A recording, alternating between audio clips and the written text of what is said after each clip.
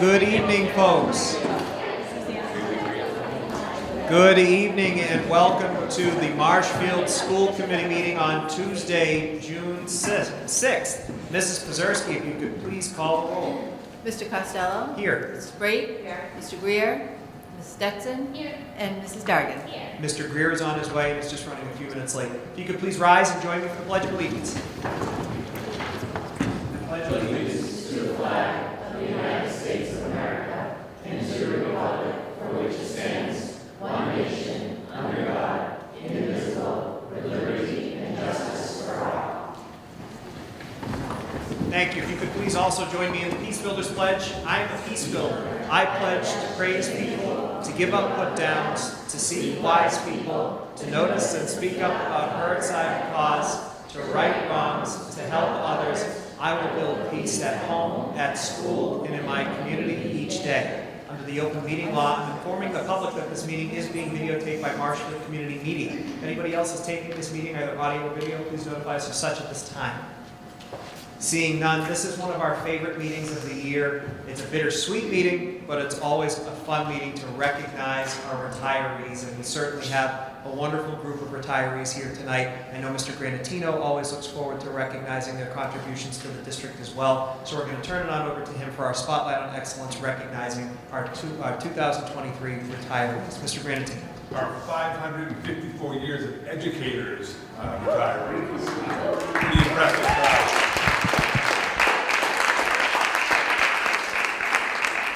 Stuck on numbers after graduation week. We had 297 graduates, 194 scholarship winners, $286,000 in grants, and so these numbers mean a lot to us. And each of these individuals are far more than a number. They are people who have given their lives to this district. They have been there in the classroom, they've been there in the office, they've been there in the halls, they've been in all aspects of this school community, and they've made us a better place by being here. And I cannot thank them enough for everything they have done for us, and again, they're impacting people for generations to come, all of you. So, how this will work is I'm going to read, hopefully I'll be able to get to all of these, and get some next comments written by folks that you work with or work under, or you work, or they work for you. But we have a little bit of everybody at all levels here today. But I'll announce the name and read the description, and maybe Ms. Pazerski, if you want to help hand the bowls, you get a commemorative bowl each year. This is our big gift.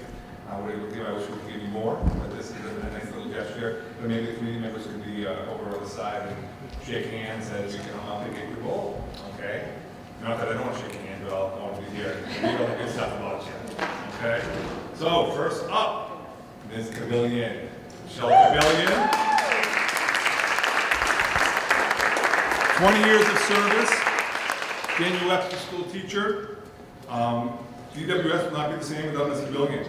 She has served the children of Marshfield for the past 21 years in roles including ESP and teacher at Governor Winslow, South River, Ames Way, and ending her career at Daniel Webster School. She taught countless students in kindergarten and first grade how to read, write, problem solve, and be the best version of themselves. She's a true inspiration to her students. We wish you all the best in your retirement. Enjoy traveling and spending time with your family. Thank you again for your dedication to the Marshfield Public Schools.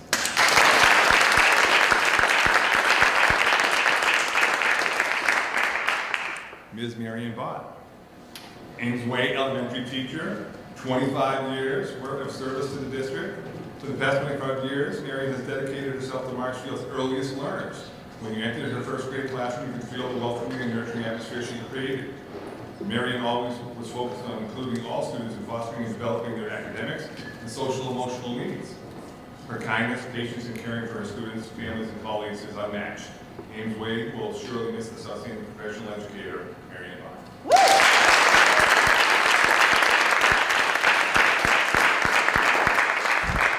And you can't have one first grade teacher without the other first grade teacher over at Ames Way School, Ms. Wendy Hermans. 34 years of service to the district.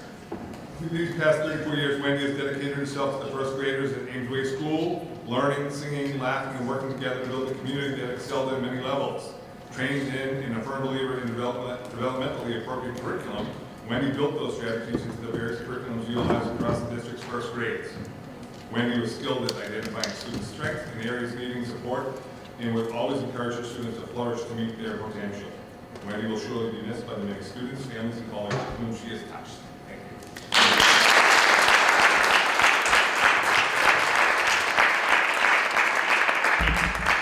We have a few more from up on the hill. Ms. Kathy Gasper. 28 years as a school-based administrative assistant. For the past 28 years, Kathy has been one of the administrative assistants at Ames Way School, beginning with its reopening in 1995. Kathy has been the face of Ames Way School for students and families and always welcomed them to school with a big smile and a warm and friendly word. Over the years, one of the strengths of Ames Way School has been the warm and welcoming way Kathy has treated families upon entering school. Kathy has worked tirelessly to ensure that all students are made to feel safe and taking extra care to ensure they leave each day to the various designations that parents have requested. Kathy's retirement will be a definite loss to the front office and those families and staff that have come to cherish her skills. Thank you, Kathy.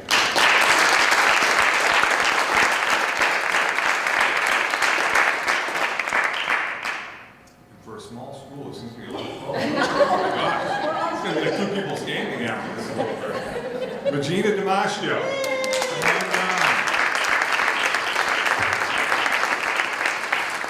28 years of service. In these past 28 years, Regina has been involved in the lives of students and families at Ames Way School from kindergarten through 5th grade. Regina has worked as an ESP, a tutor, a teacher of special education, a co-teacher, and as the building's team chairperson. Regina is a team builder, a firm believer in meeting the needs of all students in a seamless, inclusive approach. Regina also had a knack of building consensus with teachers and families and being a champion for students with special needs. Regina's professional skills, both as an educator and a consensus builder, will surely be missed at Ames Way School. Thank you, Regina.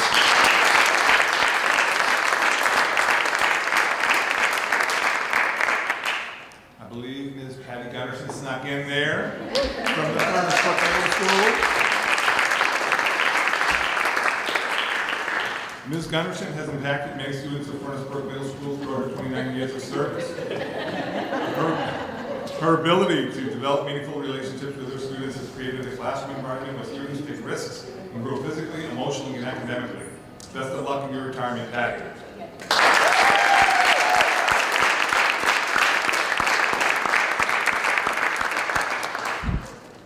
Ms. Julie Berardi.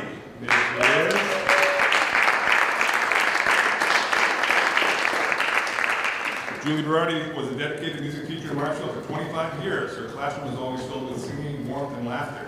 She always knew how to make her students smile and have fun during class and concerts. She was a valuable member of the school community. Furnace Brook Middle School was very fortunate to have her for so many years of service, and we will miss her very much. Best of luck in your retirement, Ms. Berardi.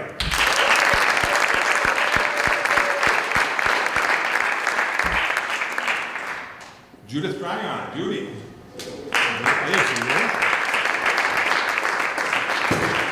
For 12 years, Judy is a teacher that has truly lived the MPSD theme of every child, every day, whatever it takes. The same can be said about supporting her colleagues. She has made learning science fun and meaningful for all of her students over the past 12 years. Judy will be sorely missed, but we want to wish her the very best in her retirement. Congratulations, Judy.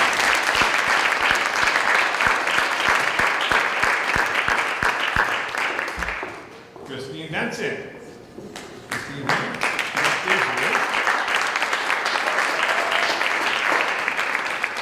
Christine Benson has held the role of educational support personnel or professional at Furnace Brook Middle School for the past 17 years. Kristen's dedication and hard work with her students and their teachers made her a welcome addition to any classroom. Good luck in your retirement, Mrs. Benson.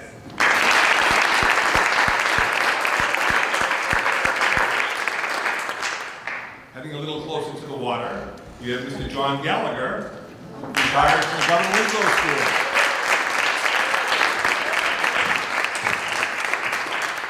Mr. Gallagher began his career at Governor Winslow School as a teacher of special education 35 years ago. He was only 10 years old. Yeah. After being moved to the kindergarten, he fell in love with the position and remained there for 33 years. His fun and energetic teaching style makes him a fan favorite at Governor Winslow School. Our school community wishes him well as he retires from a job he loves at a place he calls home. Thank you, Mr. Gallagher. We love you.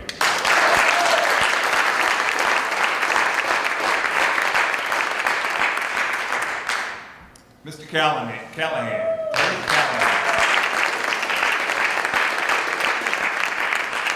Terry Callahan has served Marshfield Public Schools for the past 34 years. He cares deeply for those in his charge and for all buildings in our district, particularly the Governor Winslow School. MacGyver can fix anything, and often does so without being asked. Always willing to lend a hand and lend a helping hand, Terry will be missed by his GWS family. Thank you, Mr. Callahan, and best of luck in your retirement.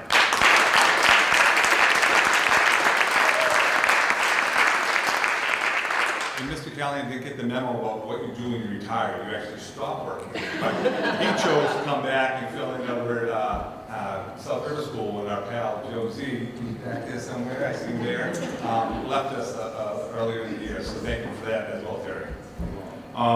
Mr. Kuther, Robert Kuther.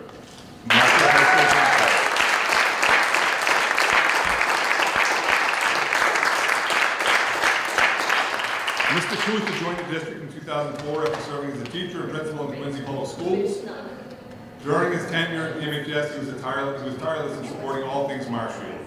He truly believes green and is a constant supporter of every MHS student, club, or team, and he has a big heart and a vision that embodies the spirit of We Are Marshfield.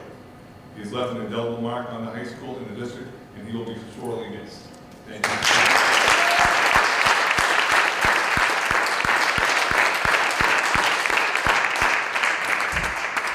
The aforementioned Joe Z, Joe Zankowski, South River School Senior Custodian. Mr. Z is South River's famous custodian. He is the kindest, most caring person who truly goes above and beyond for South River and every single person in the building. When Mr. Z comes and visits, it's like a rock star in the school. Joe, we will never be able to find words to let you know how much an impact you had on all of the people and animals at South River School. Talk about that. You were greatly missed by all. Thank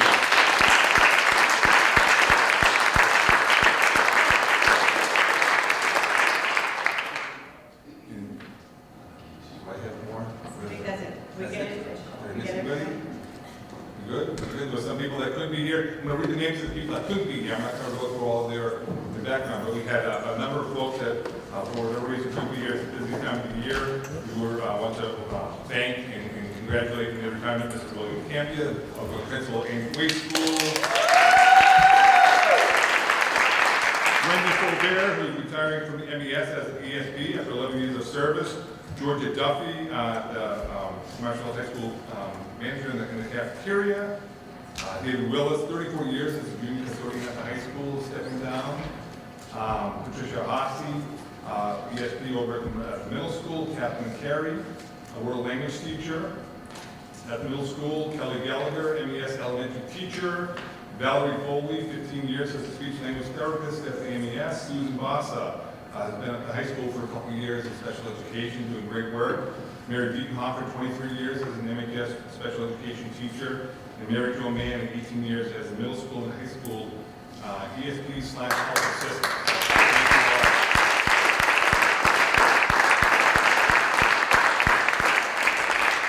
And again, for those that might have walked in afterwards, 554 years of service to the district. Pretty impressive. Thank you all.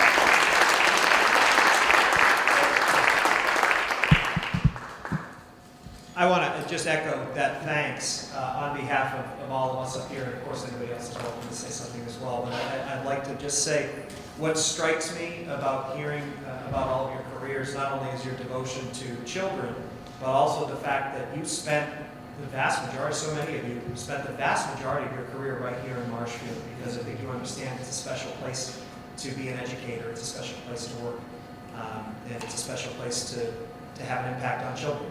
And we can't tell you how much we appreciate you, every single one of you, for having had that impact. I'm a product of Marshfield Public Schools. I like to say that every year at this meeting, and recognize the fact that even now there's folks who I recognize from my journey through Marshfield Public Schools who are retiring. Mr. Callahan, kindergarten and first grade at South River, you were my school custodian. I have my middle school music teacher, my middle school health teacher, and then my high school principal, who's just the best. I can't tell you how much we appreciate all of you, and we're happy here to celebrate you tonight and wish you all the best in your retirement. Congratulations.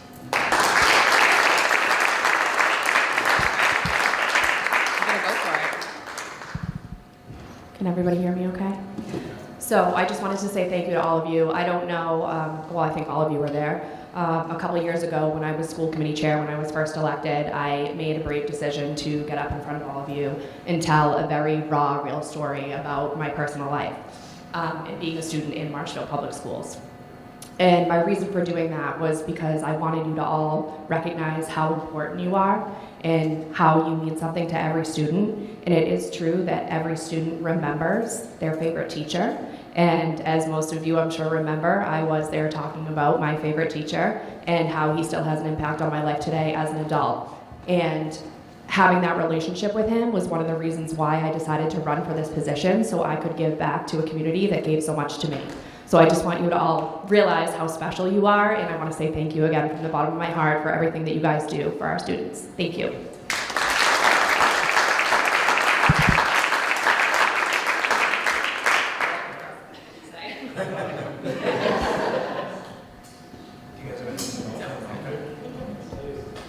Now you can stay for the rest of the meeting and take copious notes. Can we do a photo with all the retirees? Can we get all the retirees up over here by our banner? We'll do a photo with y'all. In case you didn't know, we have a new banner back here. Back to you. This is the procedure. Already got this down.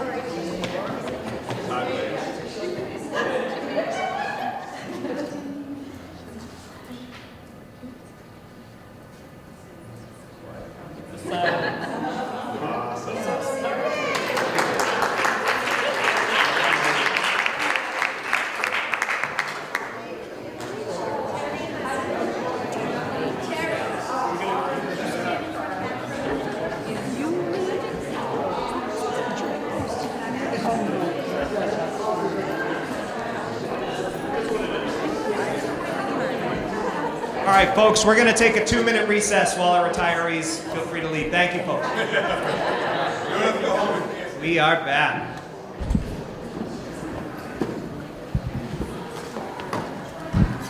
We're going to rearrange the agenda just a little bit. What we're going to do is we're going to take our student representatives first, and then we're going to move the informational piece from our folks up here to the end of the meeting.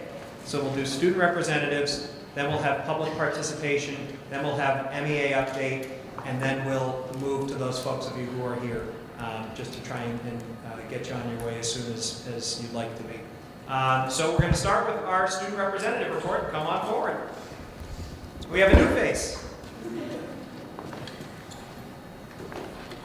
Alright, just to introduce myself, I'm Olivia Perry, and this is So I'm going to start with the elementary school. So for Ainsway, June 7th, we have the grade 5 moving on ceremony, and we also have grade 5 fun fest, and then the next day we have field day for them, and then June 12th is the Pinewood Derby finals. And then for Danny Webster, June 7th is the celebration of the arts, and then June 9th is the 5th grade celebration for them. But they also have one on June 12th, which is at the Boys and Girls Club. And then Governor Winslow, we have June 7th is Aloha Spirit Day, and then 8th is the grade 3 to Winslow House field trip, and then June 9th is the grade 5 farewell. And then Martinson is June 7th is the 5th grade recognition for them. June 8th is the spring concert, grade 3 Greek plays, and the MES Spirit Day. June 9th for them is grade 1 play, Hey Patch Patch. June 12th is the kindergarten celebration, and they also have some festive days. So June 9th they have Tata Day, June 12th PJ Day, and then June 13th the Hawaiian Beach Day. And then last is South River. We have June 8th kindergarten celebration, June 9th field day rainbow theme, and then June 12th the 5th grade move up ceremony. And for FEMS, there's a Spirit Week this week. It included yesterday, which was Flag Day, where students dressed up in stars and stripes for the country of their choice. Today was tie-dye day. Tomorrow is Western Wednesday. Thursday is opposite day, where students wear their clothing items backwards. Friday is favorite sports jersey day. And then next Monday is favorite t-shirt day. And finally, the last day of school is tropical day. For old news, the FBMS track team, the girls and boys team competed in a lead relay meet this past week. The girls took first place and the boys took third place. 6th grade recently attended the Nova Trampoline Park in Plymouth, and 7th grade recently attended the Treetop Adventures in Canton. Both of these events went really well with students. Some important days were yesterday was the semester awards. Tomorrow is the 8th grade faculty versus student basketball game right after school. On Thursday, the 7th grade will have their field day when every homeroom will compete in challenging and competitive activities. This Friday is the 8th grade class night. And then moving on to the high school, for old news, the senior class of 2023 graduated this past Saturday, which was shortly followed by Grad Night Live on Saturday night, and the theme was Broadway shows. Final exams will take place this Thursday and Friday, then next Monday and Tuesday. On Monday the 12th, Marshfield High School Student Council will be giving tours of the high school to the incoming freshman class of 2027. The last day of school is next Tuesday, and that's it. Great. Thank you. Nice job on your first go-around. Thank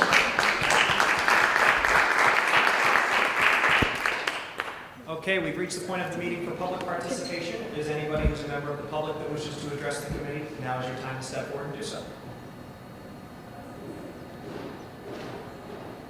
Okay, seeing none, we've reached the point in our agenda for the MEA update, and we have the new president of the Marshfield Education Association, Mr. Ben Raymond. Mr. Raymond, welcome.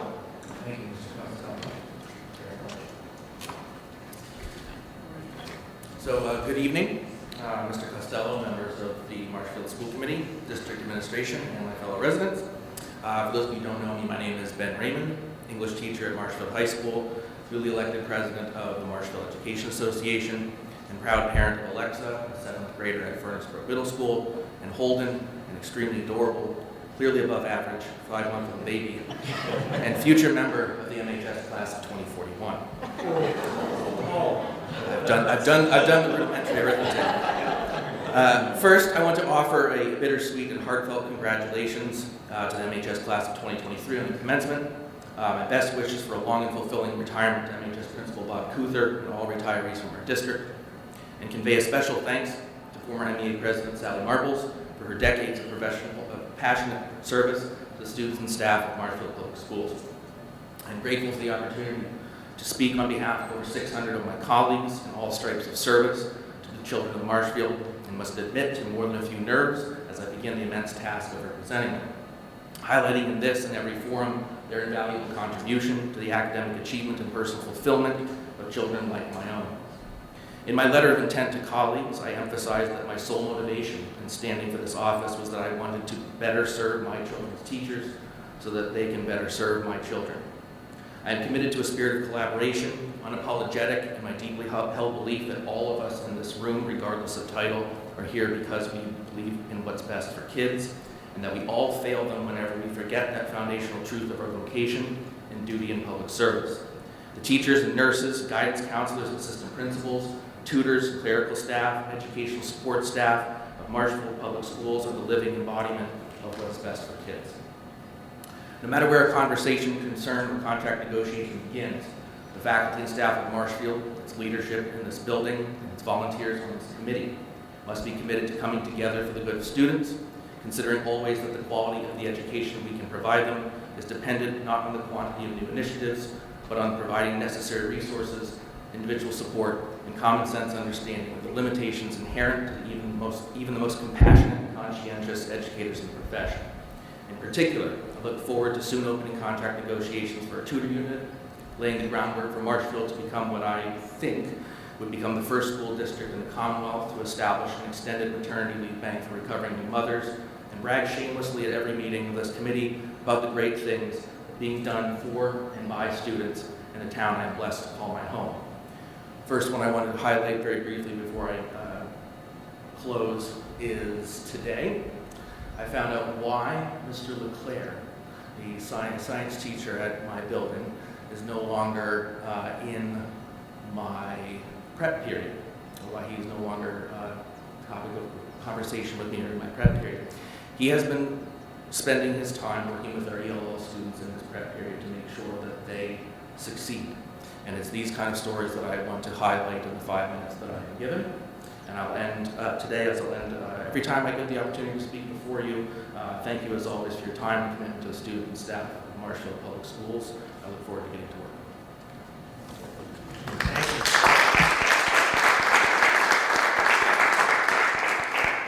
Well, we look forward to working with you as well, Mr. Raymond. You know, I just want to call for one more round of applause. Congratulations on your election.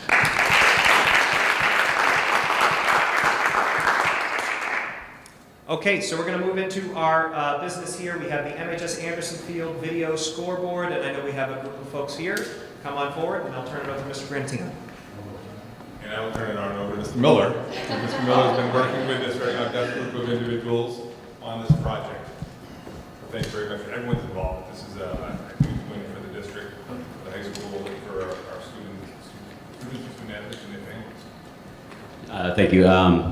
Mr. Stiles, Mr. Aruka here as well. I'll be very brief.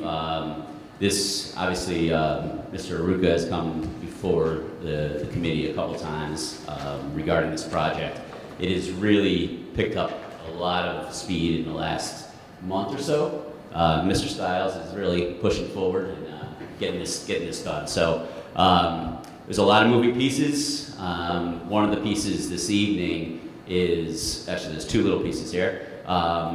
The presentation, or knowing that the committee will be receiving the gift of the scoreboard from the organization that has been established.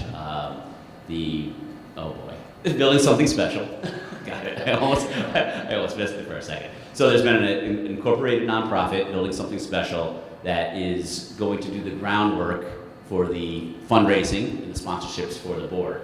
They've done an incredible job already and pretty much secured all the funding necessary for the ultimate purchase of the board. And then the second piece is it's called a lease agreement. It's an agreement between the district, the school committee, and the new nonprofit, Building Something Special. It's based upon a similar agreement that we had with MCTV. So it's a similar agreement that we have with MCTV that we've had over the years as well. It's Mr. Carroll, who's in the back over there, attorney, along with Mr. Stiles, put some work into the agreement, and they've done the heavy lifting on that. So with all that said, I'm going to turn it over to Mr. Stiles, Mr. Aruka, to give you a little bit more update on where we're at in the process. Yeah, I was just here as an intermediary. I'm not actually on the board. Yeah, They kicked me off. They said, but he's just a pretty face. the visionary. We like to refer to him as the visionary. The visionary, there you go. I guess it was not a No. It's never going to be It's never going to be. But yeah, so I'm going to let them take the floor and answer your questions. I just give them the introduction. Thank you, Coach. Thank you for having me. We as a community are very grateful for your service in this town and the vision that you have. He approached me at one point last fall and said, "What do you think? This is a good idea?" I said, "That's a big idea." He said, "Do you think we can do it?" And then he focused on the educational component to it. What could be the multimedia, the kids, the editing, the on-field, all of what could go in to create a multimedia town, right? That's specific to our region, and was blown away by his aspirations and vision and energy, and said absolutely. And we quickly assembled an amazing team with Scott Carroll here, Robin Aruka, John Barnes, Zach Yakubian, and Tony Gianetti. And Laura was very helpful, and Tom, thank you again for all of your help. But we were drinking from a fire hose, so things were moving very quickly. This community never ceases to amaze, and when we went to the community, they spoke loudly in the support of this community board, because that's what it is. This is a community asset that we're going to obtain for you all. And what I want to do is let you know that because we got out in front of it a little bit, we need to button that up. And that's what the license agreement is that Tom's talking about. And to stay on target, which is September 1, we need to have an agreement signed with you all so that we can actually have an agreement signed with the manufacturer so that we have the authority to do that. So I'm going to turn it over to Scott. You all have a version of this document, and we want to go through it very closely so that if there's any questions at all, we can respond to them, and everybody can understand exactly what the relationship is between our nonprofit, our 501c3 pending, and you all as the school committee. And again, it is building something special court. So Scott, if you don't mind. Sure. So just a few things about the concept, which I have to say is pretty brilliant, frankly. We're working with a company called Scoreboard Enterprises. So that's the exclusive distributor of this digital scoreboard. There's one in Plymouth. They just installed one in Brockton. It's something that you're seeing a lot of. They have some of these scoreboards that they've installed outside at an arena setting, kind of what we have at the stadium and the high school. In other towns and municipalities, they have them inside. And almost in every single case, it's the town or the municipality paying for it themselves. And what makes this setup and what we're trying to get done here pretty unique is that what we're proposing to do is to pay for it. And we set up a 501(c)(3) corporation. You've already heard the name of it. It's building something special corp. I don't know if we came up with that, but in any event, we're hoping to do just that. The scoreboard itself and the related components are going to cost over $200,000. The concept behind it is to generate, first of all, we'll pay for it and give it to the town. So we'll pay for it, and then the town school committee owns it. The need for the license agreement is pretty straightforward. In order for us to have the ability to achieve our goal, we need to have the right to use it the way that we intend to use it. That's obviously for you to consider and approve, and that's one of the things that's addressed in this agreement. Okay? The concept is obviously, I've already said it, to pay for it, to give it to the town, and then to use it to generate advertising revenue. The advertising revenue on the very first page, second paragraph, you can see our stated purpose. You'll notice that it's similar, it's not precisely the same as MDF. And so if you want to get a sense of what we're trying to do here, is we're trying to generate revenue that then we can use to promote a variety of different interests that are school-based, education-based. So think about the band. Think about MCTV and what they're doing and the multimedia programs that we have within the high school. The goal here is to try to generate income to achieve those goals. Just to give you a little sense of where we are with this, there's a lot coming together at one time here. So there's a contract that we need to sign with the manufacturer Scoreboard Enterprises.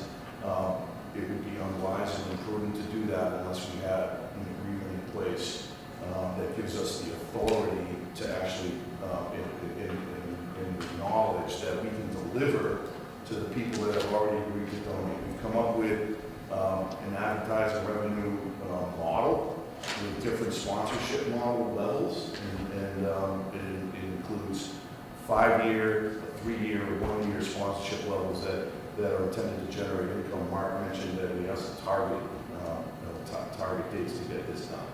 And so what we're really looking to do is to get this in place and almost immediately thereafter get the contract with Scoreboard Enterprises in place. We have to fund it with a down payment, which is 30% of the purchase price, and then we need to deliver the remainder of that, of the cost of that once we have it installed.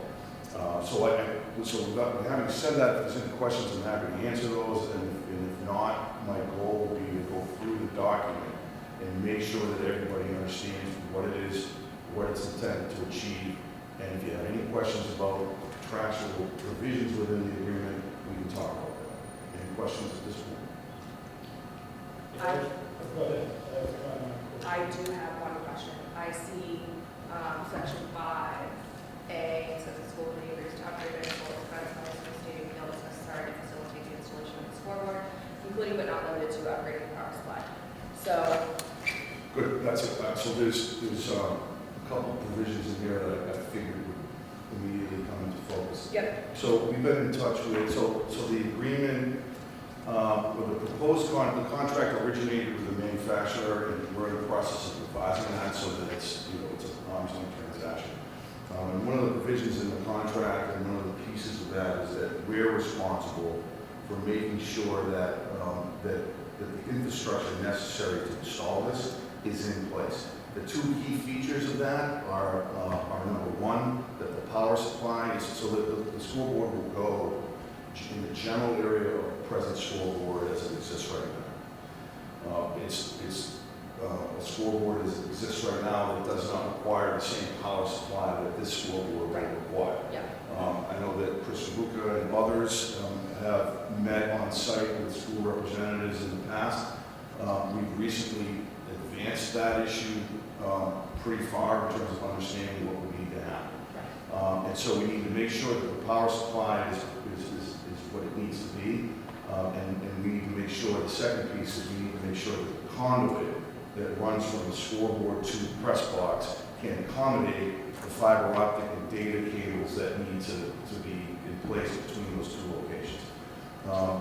As recently as today, we've been in communication with Fred Russell, and then, of course, conversely with Scoreboard Enterprises, we're dealing with a gentleman named Mike Renwick. There's a 3/4 inch conduit that runs from the scoreboard to the press box at the current moment. That houses strictly power cables right now. What we believe can be done, and what we believe can be done with a power price tag on it is one that we need to upgrade the power from the concession stands, a rack in the concession stands, a panel in the concession stand where we can power the scoreboard from the concession stand and then use the 3/4 inch conduit, which we're told is adequate to house the fiber optics. And so that's where that stands right now. Yeah, I mean, just to be clear, I just am wondering if we could potentially raise more money to pay for that instead of having it be a cost to the district. Yeah, well, it's. I'm happy to help. I don't know that I can address it when I address it. Well, I think the hope is that the school committee will accept the infrastructure cost, and we will purchase the asset and place it into the infrastructure, if you will. So we've done our due diligence to determine what is necessary to do that. The big fear was, do we need to run a conduit from the press box to the scoreboard, which caused a lot of anxiety for all of us because that we did not want to do. And we've determined that we don't, based on the fact that all we really need to run is a very thin wire through there, maybe even pulling out some of what is there and moving it over to a closer spot, which is where the concession stands are. That may need to be upgraded. That we would hope the school committee would fund. Your question, though, is who's going to pay for it? Yeah. So, and so as it relates to that, I guess from our perspective, just being practical about it, there is a limitation on how much money we can raise at this junction. What we're hoping for when we get this scoreboard in place is that it's a success. And what we've seen in some of the examples in towns that have used it, they're not even using it in the way that we're proposing to use it. But this, to us, it looks like a home run to us in terms of being an attractive thing to invest in if you're a local business. And we have 5 anchor sponsors, and then we have 5 founder sponsors. And what that means is, how often are you being exposed from an advertiser on the board? There's a limit to how much we can raise at the outset in that respect. We do have some gratuitous, contributions towards this effort, i.e. not tied to an advertising obligation. But if we need to table it to figure out how much is this going to cost, I think that's probably a key question, right? Who pays for it? How much is it going to cost? And then it's a sort of a product of what we're able to accommodate here in terms of financing. I think we're able to accommodate a lot, and we're going to pay for this scoreboard and give it to the town. Is Wheeler anything to add on that? No, so I mean, we we've all been working with Fred Russell and Dave Cawthorn on this, and I'll take responsibility, if you will, for having this piece on the district. In light of a $215,000 gift, it was a small price to put forward as a contributing factor. Yeah, we're seeing this as a partnership. I do have a question. So first one, so this come out of town's paycheck? I did hear him just say. You just said you took responsibility. It's coming out of Fred Russell's budget. We'll just make it a pre-tax deduction, right? All right, so, Tom, we do have, you've already looked into it, we have money to cover it, right? Yes. So I'll move on from 5A. The next question is on 10A. And just let you know, I'm supportive of the endeavor, so I'm not looking to put the kibosh on it. I just have questions on the way things are worded. So 10A, responsibility for maintenance and upkeep of the scoreboard. There's a dollar figure attached to that. Yeah, and that's an excellent, so that's changed. I don't know if it's changed to the version that you have. So, since the first iteration of this, which you have, Yeah. we've been able to confirm that, that this product, the scoreboard, and its related components, that's how it reads in the document, is under a 5-year warranty. So we've been able to confirm that. I have that in writing from Scoreboard Enterprises, and I will also say that, so the starting point, all of us recognize that would be flagged as an issue, because much like the question we just had, who's going to pay for that? It's a little uncertainty there, right? We have a digital scoreboard. So we're able to say now, when we revise the agreement, we can circulate that when it's convenient after this meeting. We revise it to reflect the fact that there's a 5-year warranty on the product and the related components. And so the expectation would be, and there's also a 1-year warranty, by the way, that isn't reflected here, on any construction or installation-related defects. So Daktronics is the manufacturer. They give the 5-year warranty on the product. So if something happens with the scoreboard, it's not functioning properly, the control system isn't working right, whatever it may be, that is under a 5-year warranty. Then there's a separate and distinct warranty that runs with the installation and construction process, right? So if there's a problem with installation or construction, there's a 1-year warranty that runs with that. I will tell you that we've inquired as to the availability of an extended warranty. And what I was told by the gentleman I mentioned earlier, Mike Weinler, is that he believes that there is, and so he's exploring pricing for that. But we need to get to all the way through. It sounds like you've reviewed it, or at least read it pretty carefully. It's a 10-year term, right? So the term of the agreement is 10 years. And so if we have a 5-year warranty on the product that comes with the product, and then we extend it by 5 years, we can cover at least the term of the agreement, and that's what we're trying to confirm right now. But I can confirm that your version is not up to date in the sense that it doesn't reflect the 5 year. Okay, so moving on that, so, I mean, warranty is a warranty, like a car, only certain things are covered, right? There's owner maintenance. So is there, like a recommended spare parts list, is there a predictive or preventive maintenance routine that the vendor, puts out there, an estimated cost of maintenance? That's a great question. So what is covered under the warranty, A, and B, what kind of advice can we get on maintenance of the store in general? That's something that I'd have to make a note of. Okay. And I could probably do that, and then within a week, within a couple of days, and circulate that to everybody. Okay, that'd be good. I can move on to 10B. So specifically states upon substantial completion of installation. So substantial versus mechanically complete, right? So we haven't defined substantial completion within the document, and it's somewhat of a subjective term. So they could just kind of plunk it where it is, not run the wiring, not run anything else, and say it's substantially complete, and you can inspect it, right? Versus being mechanically complete for turn over to the client or the end user, right? That's a good point. So in other words, what we'd like to see is an elaboration on what that means, and if I were to propose some new language, something along the lines of this, it's past a test run and it is deemed functional, Yeah. something like that. So you put power to it, doesn't catch fire, right? You want it to just say it's not mechanical Sparks complete. flying out of it and all that. I think that's a good point. I've made a note of it, and I'll take a crack at revising that so that we have a better sort of understanding as to what that means, substantial completion. I suspect we wouldn't, as an organization ourselves, want to pay for it until we're confident that it works, right? So some sort of a test run that, you know, that demonstrates that to us as an organization that it works the way it's supposed to work.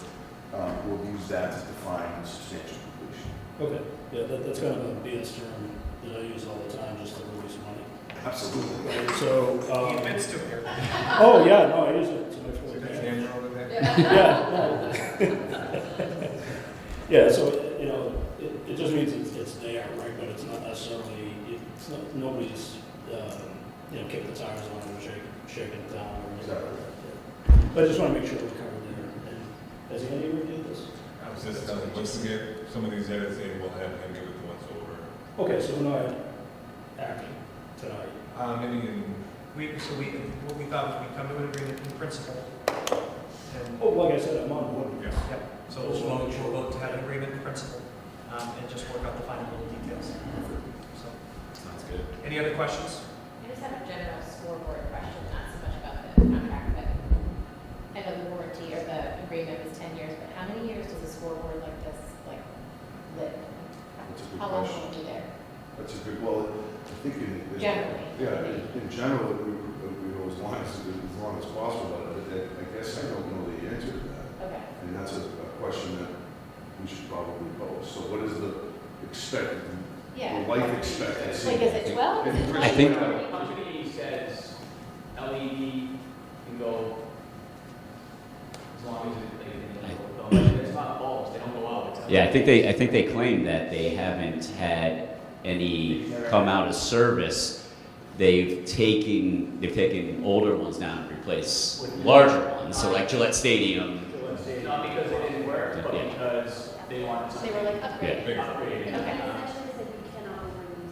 That's Okay. what they say, you know, and one thing I would add to, they say it's almost all of the. They call it things like They that. said a lot of the shares that you won't be, but it's something that's we can fix. Got it. Are also, Yeah. where I'm not gonna. Neither am I, that's why I'm like, this is work. Great, thank you, thank you. Any other questions? Sorry. Just not to get to the weeds, just follow You up. want to speak into the mic? Sorry. On the, following up on Mr. Greer's questions are about what's covered. Some of what they're going to be using is already there. So the conduit that's there, if they're coming off the concession stand, is that going to be on us because it was already there, or is it going to be them because they're pushing the stuff through it? So again, hoping that nothing's ever going to happen there. But I guess that's just one more thing if you want to put that on the list of things to look for warranty. Are they going to cover things that are already pre-exist, or only things that they put their hands on and build themselves? Yeah, that's a good question, so I'll add that to the warranty list. Any other questions or comments? Yes, go ahead and start. Do we have the like what we need to run the scoreboard already, like for the kids in the program, to the computer stuff, the software, all that? Is that, So do we have that, or do we need to upgrade? So it comes with the scoreboard, and I would, there's, I don't know if it's mentioned in here, but I think it is actually. So in addition to delivering the scoreboard, they also provide literature and software necessary to run it, and they also provide training and instruction on how to run it. And so you have the ability to have people trained. I know that there's been some discussion about that, so there may be other insights on that, but in my discussions with the school board enterprises and in the contract, it's actually in the contract, they're obligated to provide not just the data and the software, but also the training and literature that is associated with that. And to answer your question, this is new technology, but it's simple, it's clean, it's like an iPad is how you manage it. But it also comes with a curriculum.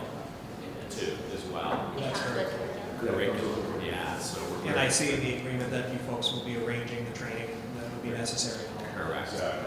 Mr. Greer has another question. Yeah, it's kind of a, maybe a Jeff question, you might know the answer to this. So going through this, it says that the BSSC will follow our policies, procedures, all of that stuff. However, there is an IAA through the town, right?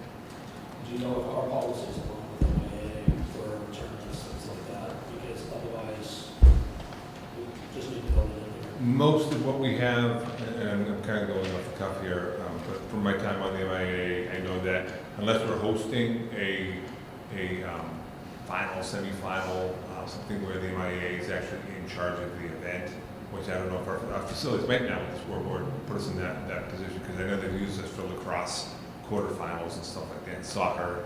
I think we've had some early round football games here, but we haven't been a neutral site typically. So there may be some things that if they want to put, because I know they were starting to really get into marketing on the MIA brand with companies that come in and sponsor some of the bigger events like the Super Bowl, the hockey finals. But if they're using our site, I don't think we have to get rid of stuff. But I think what we have in place right now for our kind of informal advertising that we've done for a couple of years now, whether it was football, lacrosse, or even rugby, where people had game day advertising going on, we had expectations for it to be appropriate in not promoting different things we want to be promoting as a school, and this has never been an issue. So I don't think those things, if they were on the board, if we, Rockland Trust was on the bottom of the board, or if Levitate was on the board, not to say that I'm out there scouring Levitate and Rockland Trust, but it's a good idea. I think that's going to be fine. I don't think we have to cover that or anything for a playoff game. But we can, when we get to that point, hopefully if we are a site that they want to use for those types of events, we can check with that.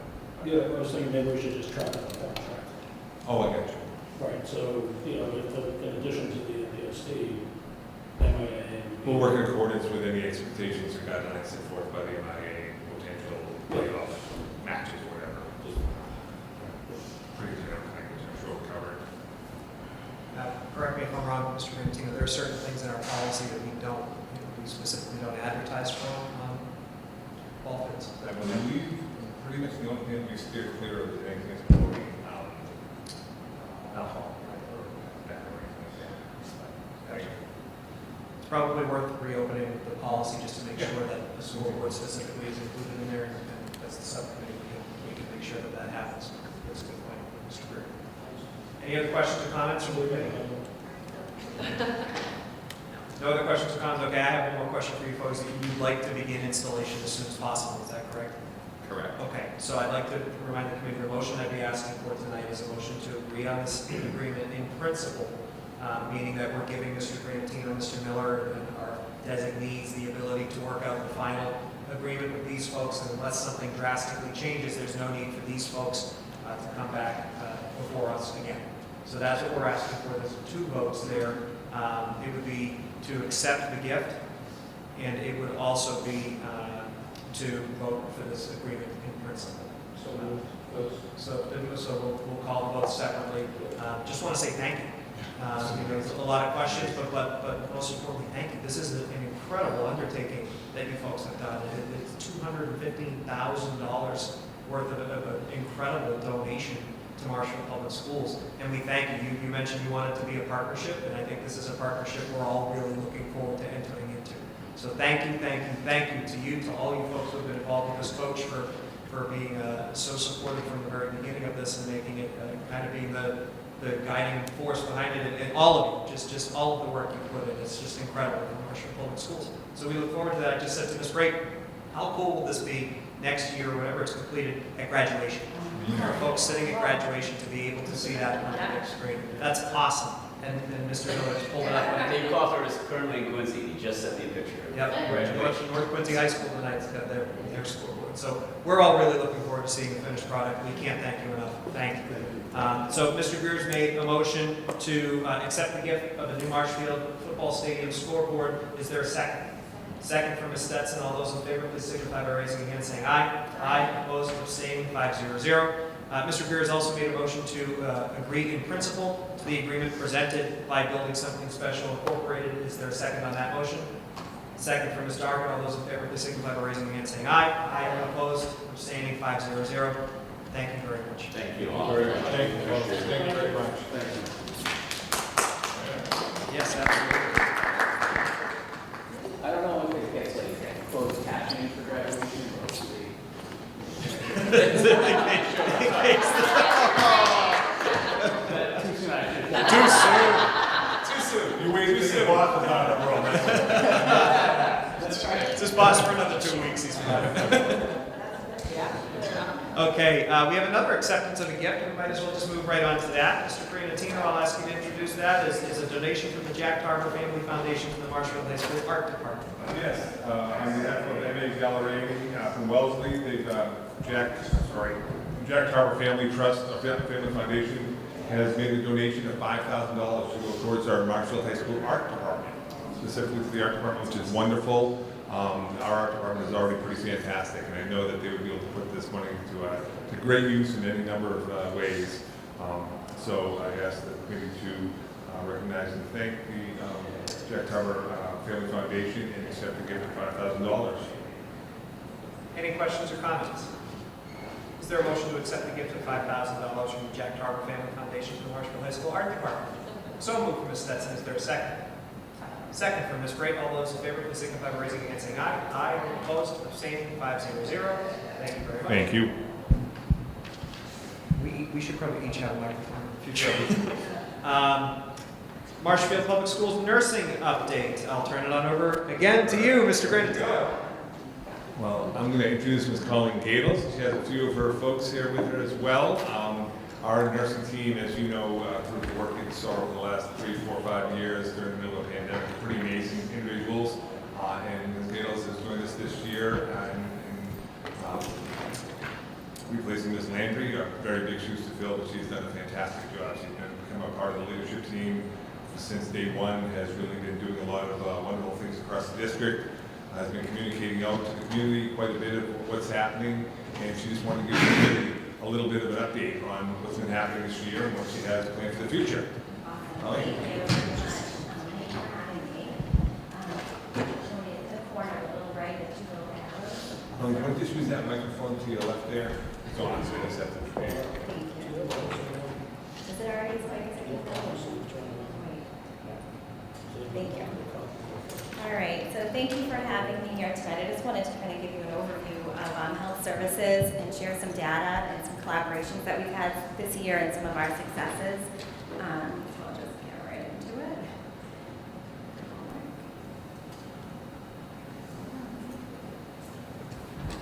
Okay. This is just a little mission statement from the National Association of School Nursing, and I'll just summarize it. That it's basically, school nursing is a specialized nursing practice that promotes health and increases academic achievements of students. It allows school nurses allow students to stay in school, otherwise some students wouldn't be able to be in school and get their education. Little history of what school nurses do. We provide direct care to students, ranging from medical care, basic first aid, responding to emergencies, medical administration, behavioral assessments, referrals, and follow-ups. We conduct screenings, including hearing, vision, BMI, postural screenings, and expert screenings that are done in the high school and middle school. This year, we actually were able to screen over 500 middle and high school students, and we're able to give immediate intervention with some of them that were kind of voicing that they were having some substance use or had been around that, so that was really a positive thing. We ensure that staff are prepared for responding to emergencies and making sure that all of our safety equipment is up to date and our staff is trained in CPR.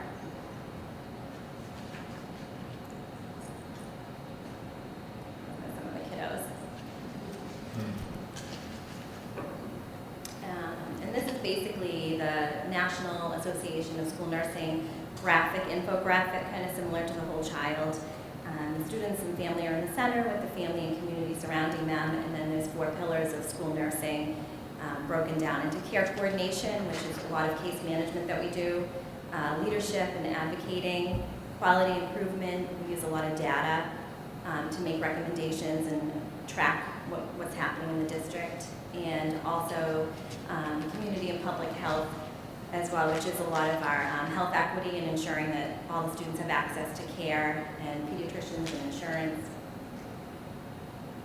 And these are some of the top healthcare needs in the district with the students that we deal with: asthma, life-threatening allergies, diabetes, seizure disorders, cardiac diagnoses, autoimmune disorders, neurological, and some blood diseases.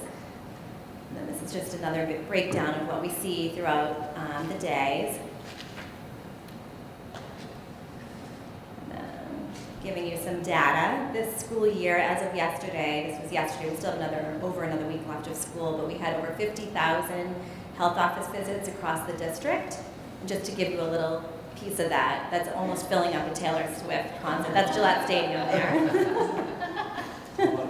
Yeah. We have a 93% average return to class rate, which is a huge rate, which is great. Across our district is really good about getting kids back to class and ensuring that they stay in school. And we love data as nurses. We love data. We like it to be accurate and precise. We use the data to track student assessments and how many kids we're referring out to different things that are happening with them and their families. We track student behaviors that are students that are at risk. We identify health trends, disease surveillance, and just understanding the healthcare needs of what we have across the district.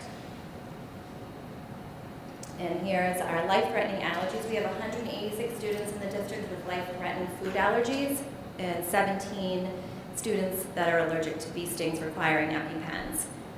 So all of our school nurses and our health service team are dedicated to ensuring that we have a really safe school district, and making sure that the staff are all educated and EpiPen, with EpiPen, in the food services. We've had 38 concussions district-wide. 27 of those occurred outside of school, although nurses still provide care, re-entry process, and ensuring that all those accommodations are followed through once the students return to school. We've had 9 911 district calls for emergency services this year, 5 for students and 4 for staff. That doesn't include the accidental 911 calls that we've had. we were addressing, just so you know, we actually talked about it today at our district team meeting, but to get to a number outside of our district, you have to dial 911. And so if you pause for a moment or forget where you left off, or 781, all of a sudden you call 911. So that's happened a few times. So next year we'll be starting with 811. So. It makes it interesting. It keeps us on our toes, right? We've had, this is from last week, so we actually have had well over 30,000 communications from the health offices to parents and staff. And then these are some of the collaborations that we've had this year. The Marshfield Fire Department has been just so great. I walked over there to meet Chief Jeff Simpson about a month into my start here, and we've just really formed a connection and in the same goals of wanting to have emergency safety preparedness. So our community EMS coordinator is Ryan Henry. He's pictured on the right in the picture there. He has done several of trainings in our district with the nurses and Stop the Bleed, which is a life-saving training through the use of tourniquets. Hopefully we never need to use them, but it's good to be prepared if anything was to ever happen here. So we've had staff trained, nurses, coaches, athletic trainers, and students in the high school setting. And through this collaboration, they were able to get a grant and fund 30 Stop the Bleed kits. So we now have one in every single one of our AED units across the district and one in every nurse's office. We collaborated with Plymouth Public Schools. They do mock medical codes within the school day with their medical crisis team. So the fire department from Marshfield came down to Plymouth with me, and Brewster Ambulance came as well, and we kind of witnessed how they do their mock codes, and with the intention that we're going to work on doing that here early next spring. And it was great to see how their crisis teams respond. We would set up a mock emergency, and the staff would be called down, and they would just have to run in and assess the situation and figure out what was going on and see how they would respond in a real situation. And it gave the opportunity for feedback and to get better at that. So there's them. The district has purchased several new AEDs. We now have 2 in every elementary school, 3 at the middle school, 7 at the high school, and 1 portable in every nurse's emergency go bag. Another collaboration, the JPH organization at Ferry Hill has been so wonderful. If you haven't been over there yet, I suggest you go over and just check it out. It's just, they're doing such a great job over there. Diana Scolpinetti is the executive director. She and her team are putting together just amazing support groups for women in recovery, families that just need help, girls retreats, young middle school girl retreats. They now have a tired moms group that gets together and does yoga. They're starting a healthcare worker support group next week, and then I think in August they have, or their goal is by August, they're going to have a first responder support group as well. This is our team over here. We were actually able to get over and do a nurses meeting at the Ferry Hill Center, so that was also really nice. But this is in the high school picture here. Plymouth County District Attorney's Office, been attending a lot of their trainings, and the District Attorney Timothy Cruz is pictured in the top right corner. He's instrumental in schools and wanting to have programs brought in. So we did have a drug recognition program brought in for the high school nursing team. We also had a handle with care training. Just kind of thinking about whether or not maybe we'll initiate that here for more talks. All right, some of our other successes that we've had. This is the Martinson bike helmet safety that we had last week or the week before, I think it was. Boston Children's Hospital came down and did a presentation with the students over there on bike and water safety, and every student was given a free bike helmet to go home. 470 helmets were delivered there, and myself and 2 of the nursing team unpacked every single one of them, sorted them, and delivered them to the classroom. So it was a really good experience, and the kids were all very excited about that. School Nurse Day was May 10th. This is a picture of Allison White. She just is finishing up her first year at Ames Way. Her team over there celebrated her. I just wanted to highlight that. She's done a good job over there. We have a comprehensive school health services grant. This year we were funded a little bit more money, and we were able to hire a part-time nurse case manager. The goal of that grant is to work on health equity and health disparities, and increase access to care and engage families and community a little bit more. And we were able to hire somebody in late February, and she's been instrumental in attending meetings and helping out with kind of going the extra mile when the nurses can't put in the extra time that they wish they could. So it's been nice with her there. This is some of our medical or emergency response planning. We now have 5 nurses that have become CPR instructors and able to teach the staff, coaches, and anybody else. So there's some pictures of Julie Stiles from South River over on the right with health assistant Ellen Michaels. These are some of the nurses' boards that they've done throughout the year, just to kind of give a visual to the students and staff on different things that are important. February is Heart Health Month, so a lot of the nurses provided blood pressure screenings to their staff. We actually had several staff that were referred out to primary care physicians, and some of them even ended up on medication from those screenings, so that was great. Here is South River School Nurse Julie Stiles. She put on a play with her students.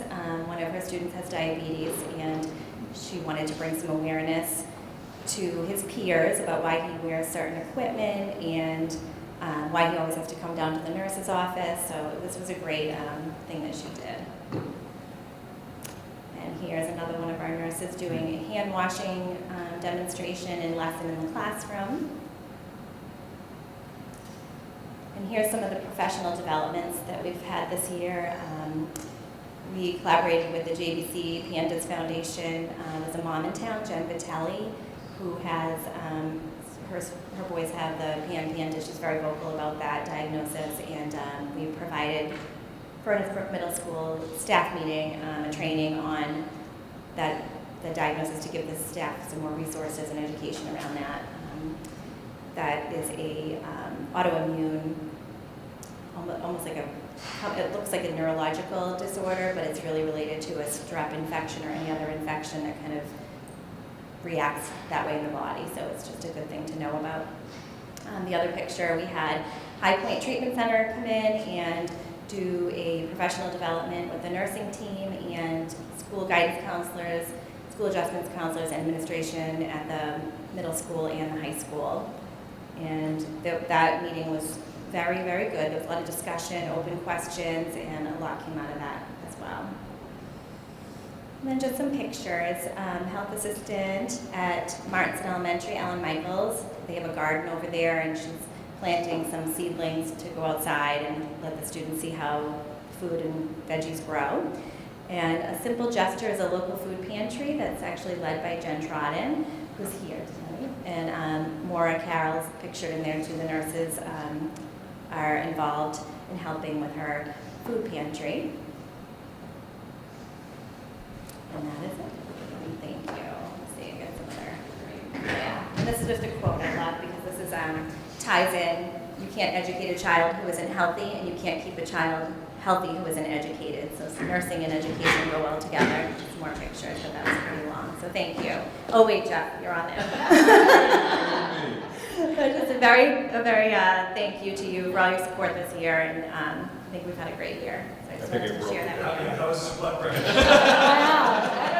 don't know. We'll definitely. Yeah. So thank you. Wow, thank you. Yes. Wow, I think, I don't know if anybody has any questions. I just want to say, first of all, very thorough presentation. Thank you. Awesome, really great. Yeah, very well done. Kids are demanding, kids are needy, as we all know, as they should be.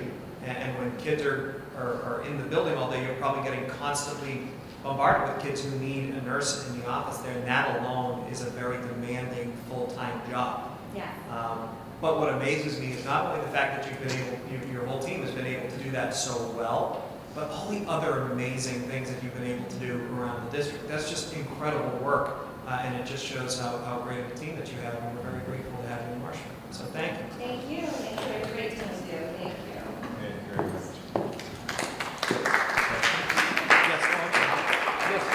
Of course, yes, I'm sorry, Ms. Stacy. You always do. Go right ahead. The microphone's not There it is. Oh, it's Yep, working. it's on. One, just thank you, and I laughed when there was a sign up there that said like what school nurses do, because I think the list that you had only captures, and I'm just speaking from my experience with Nurse Nudge, who I think is probably an example, and everyone else is the same, but that list was maybe a fraction of all of the things that our school nurses do every single day, whether it's checking in on a kid and sending a parent an email just saying like they're in class and they're okay, and just all of the things, just thank you. And I did have one question, and you don't have to answer it, but maybe you can email me if you have the answer.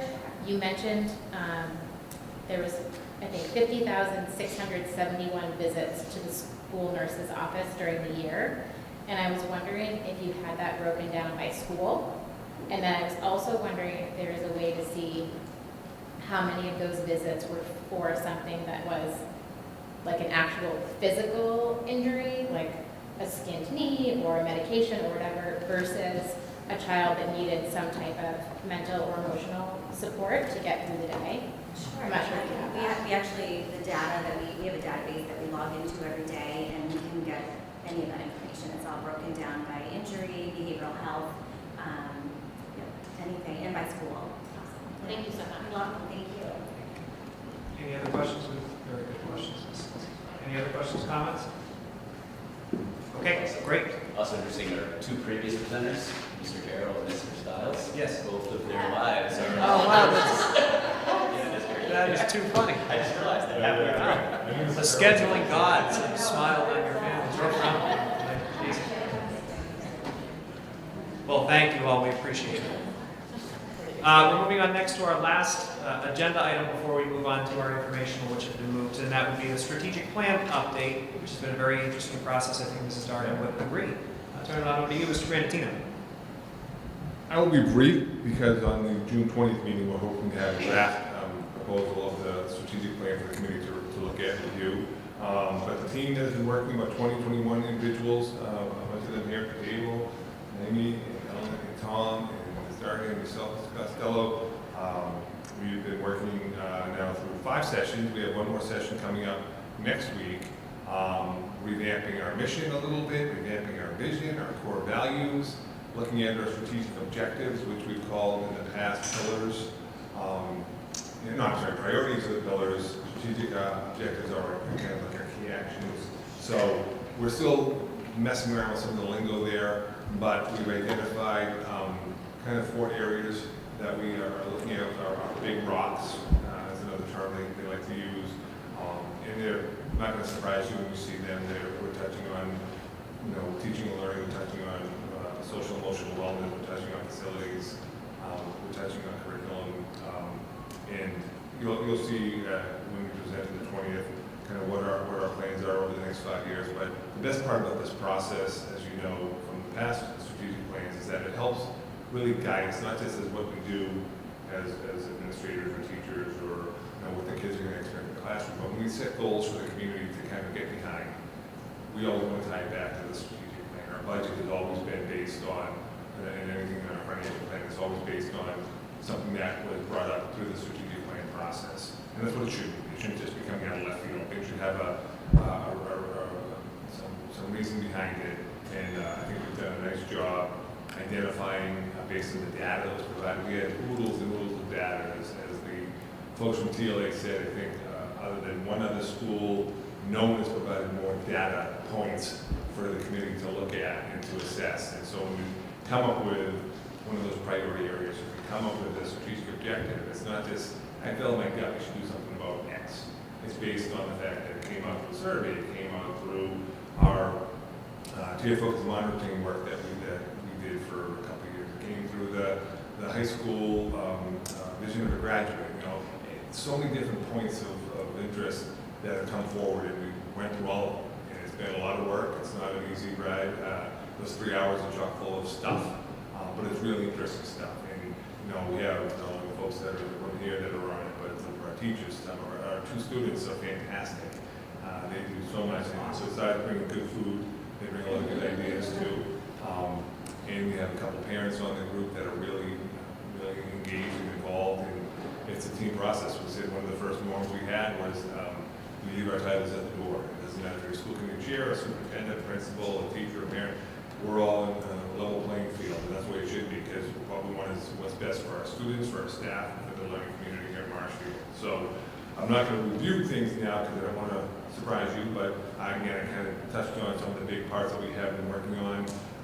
We have a little more work to do. Some of the work from last week's meeting carried over to our leadership meeting today. What we're trying to do is identify some of the key actions that will help support those objectives, that help support the priority areas. And we had a lot of good work today that will be shared with the team next week. And hopefully, like I said, one more meeting and then be able to present in a few weeks to the committee. And then a lot of what we do at this summer's retreat will be tied into this new document. Kind of really get us rolling into next year. So that's all I got. Any questions, comments? I think I just really quickly want to echo what you said, and I'm sure you agree, Mrs. Darwin, just how impressed I am with everybody. Obviously, it's a big undertaking to be forming a guiding document with Marshfield Public Schools through 2028. But just how impressed I am with the students. They've been awesome, like really, really great. Their input is incredibly valuable. So I just want to shout them out. Yeah, go ahead. I'll just share with you. I was talking to one of the students' mothers at Graphic Live. She said, he came home from the second meeting and said, it's really hard, but it's really important. She was like, I'm impressed. And you know what, I think it's interesting to note that that kid, he's been great. At first he kind of sat back and let everybody else have a conversation, and then a couple people in the room, I have to give kudos to those in the room who asked him specifically, you're a student, I think one of them was Mr. Raymond, if he was still here, said, you're a student, how do you specifically feel about this idea? and then they started to warm up a little more and kind of contribute to the conversation. And that's what it's all about, right? The students. So it was really good to see. And I want to give kudos to everybody here for fostering that kind of atmosphere for a student to feel like they're, to know in that process they're on that level playing field and that their voice really matters.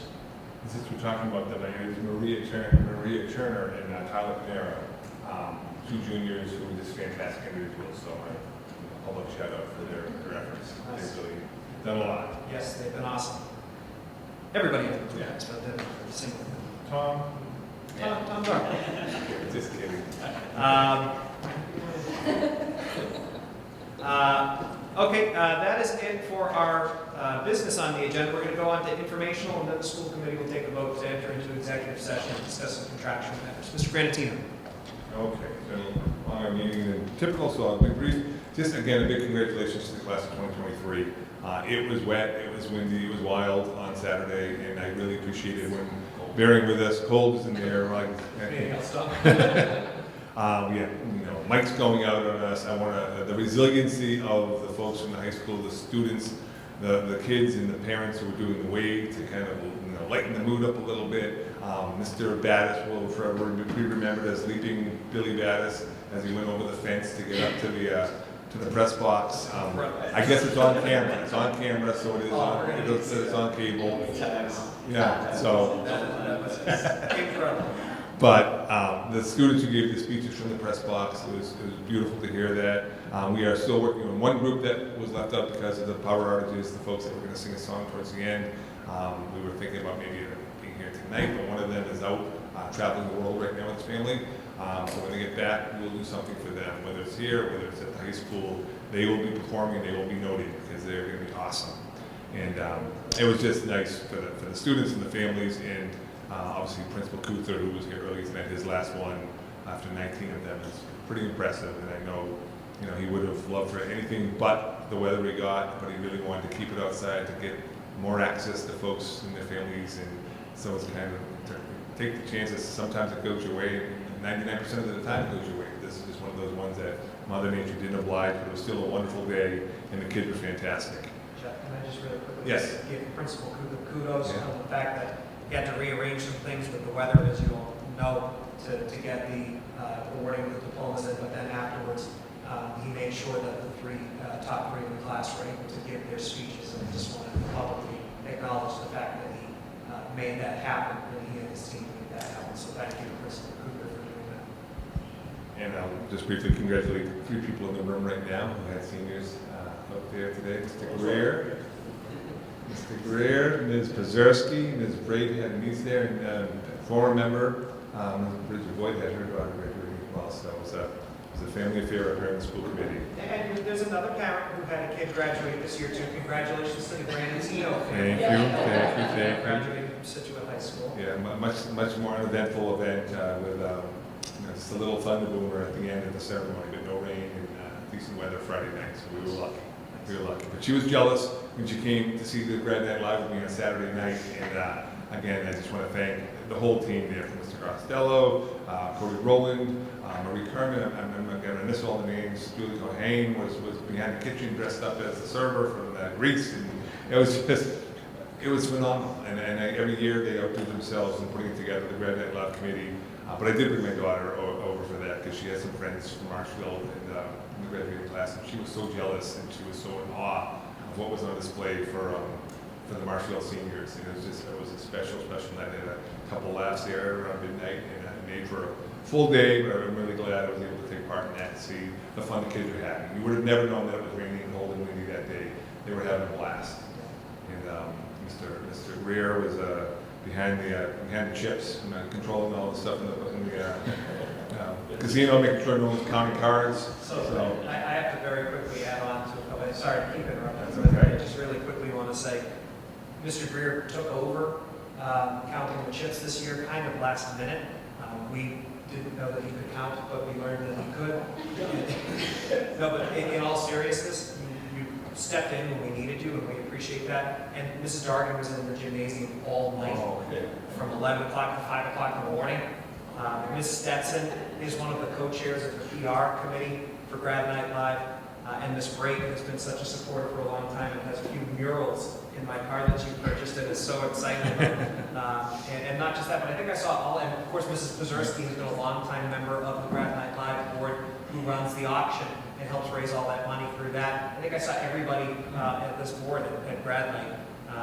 And 83% of the class attended, which is incredible. We raised $42,000 from the community for Grad Night Live this year, which is unbelievable. It was my first year as the co-chair, and it was just seamless because of all the work of people like Kendra and everybody else on the board, and Joni, who made it such a success. Just want to say a public thank you to everybody for a great Grad Night Live, as always. And future thanks, or thanks now for future donations that are already coming in for next year. Thanks to Senator O'Connor and getting a ride around the budget for FY24, $10,000 already coming to next year's Grad Night Live, thanks to his work at the State House. So thank you, Senator O'Connor.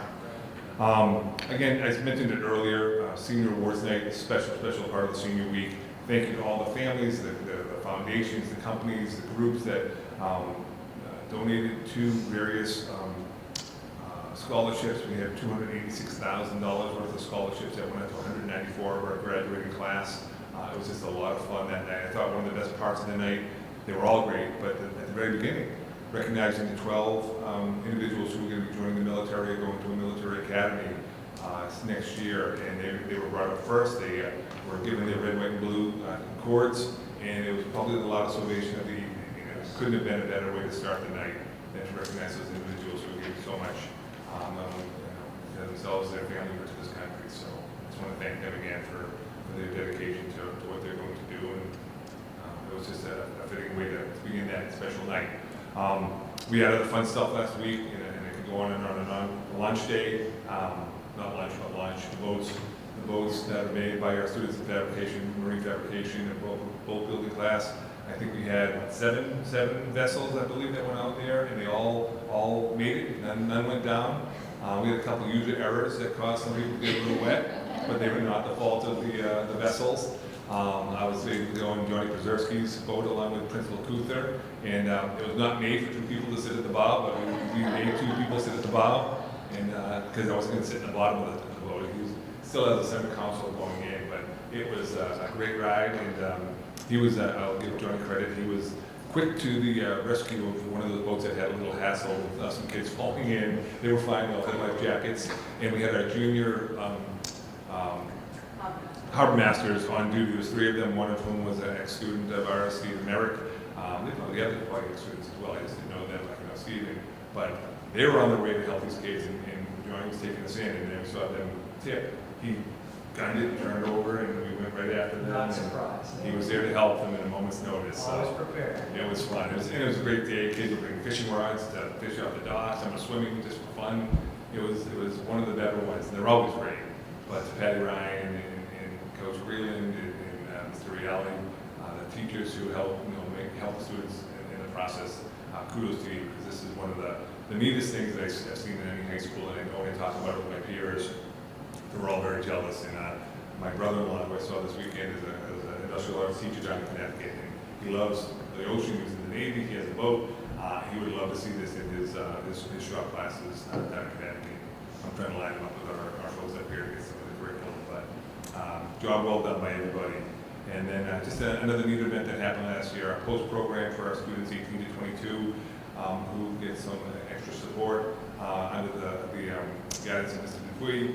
Had their graduation too, they were aging out, and so they graduated from the program. It was just a really nice event. It was a virtual celebration for Jake Selwick and Olivia King. I just want to congratulate them and their families, because it was just as special as the event on Saturday. It's just as meaningful for those families. So I congratulate those graduates as well. That's all. Thank you. Dr. Martin, you have nothing. How about that? Mrs. Scalaro, you've got nothing. Mr. Miller, you have anything? Wow. He said it all. How about that? Okay, any subcommittee reports at this time? Okay. Seeing none, we're going to, if the chair will entertain a motion to enter into executive session to discuss contractual matters and not to re-enter into full session thereafter. Is there such a motion on the floor? So moved from Mr. Greer, second from Ms. Stetson. This is a roll call. Mrs. Pazurski. Mr. President? Yes. I know you're switching it up. Yes. Mrs. Brady? Yes. Mr. Greer? Stetson? Yes. And Mrs. Darby? Thank you very much. Thank you, folks.